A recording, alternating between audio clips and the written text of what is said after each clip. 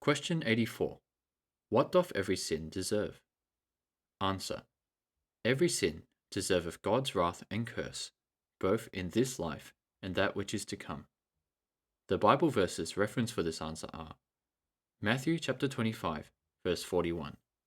Then shall he say also unto them on the left hand, Depart from me, ye cursed, into everlasting fire, prepared for the devil and his angels.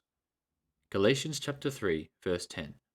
For as many as are of the works of the law are under the curse, for it is written, Cursed is every one that continueth not in all things which are written in the book of the law to do them. Ephesians chapter 5, verse 6.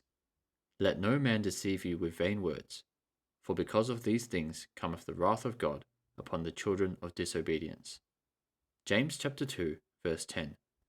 For whosoever shall keep the whole law, and yet offend in one point, he is guilty of all.